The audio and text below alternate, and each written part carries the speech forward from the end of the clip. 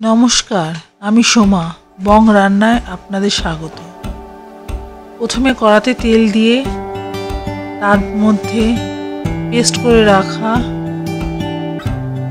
ছোলার ডাল ও মটর ডাল দিয়ে দিলাম, বাটা দিয়ে দিলাম, দিয়ে একটু ভালো করে কড়াতে নাড়াচাড়া করে নিলাম।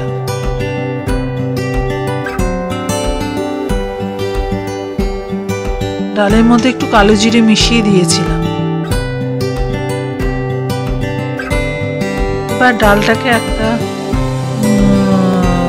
থালার মধ্যে নিয়ে ঠান্ডা করে নিলাম। তারপর ছুরি দিয়ে পিস পিস করে কেটে নিলাম।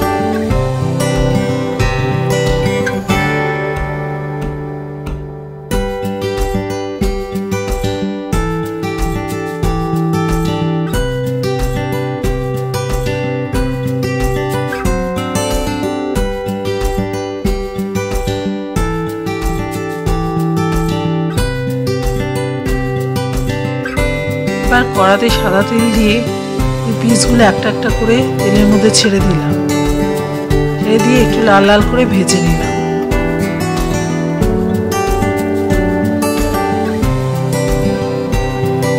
এক পিঠ হয়ে গেলে একটু উল্টে দিলাম। এবার ধোকার পিসগুলোকে লাল লাল করে ভেজে নিলাম।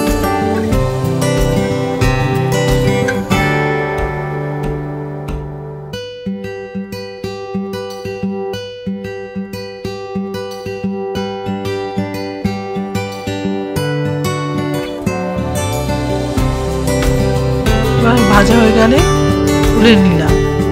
আবার কিছু একইভাবে কয়েকটা পিস ভেজে নিলাম।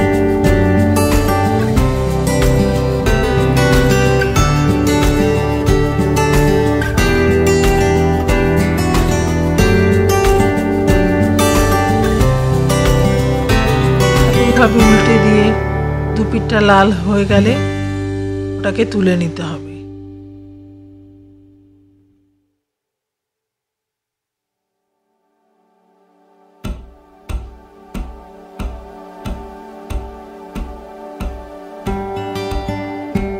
এবার কড়াতে তেল যা ছিল তার মধ্যে আলু, কেটে রাখা আলু দিয়ে একটু লবণ এবং হলুদ দিয়ে ভেজে নিলাম।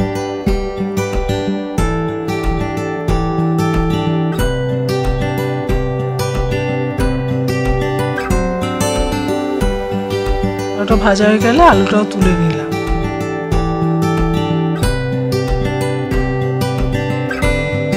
ওই তেলের মধ্যে কিছুটা সর্ষের তেল দিয়ে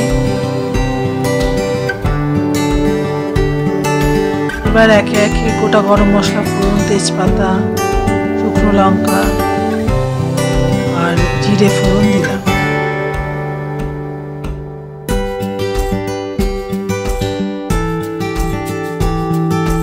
ফোড়নে মশলাটা একটু ভাজা ভাজা হয়ে গেলে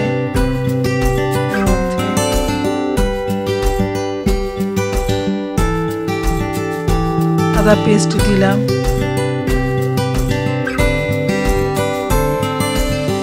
টমেটো কুচি দিয়ে ভালো করে এটাকে নাড়াচাড়া করে নিলাম।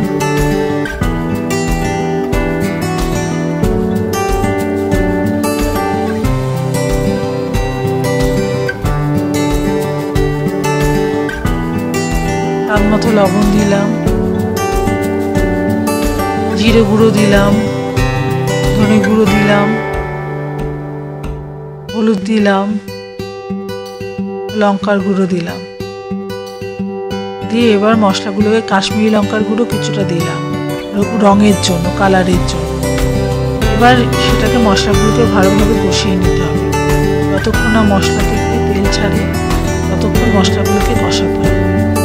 মশলাগুলো ভালো করে কষানো হয়ে গেলে তার মধ্যে ভেজে রাখা আলুটা দিয়ে দিলাম। দিয়ে একটু নাড়াচাড়া করে জল দিয়ে দিলাম গ্রেভির জন্য। এবং গ্রেভিটা ফুটে এলে তার মধ্যে সামান্য চিনি অ্যাড করলাম। এবার একে একে ভেজে রাখা ধোকাগুলোকে দিয়ে দিলাম।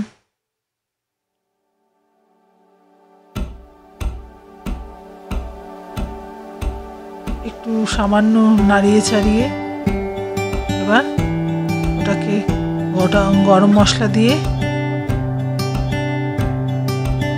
গরম মশলা ছড়িয়ে দিয়ে নামিয়ে নিতে হবে।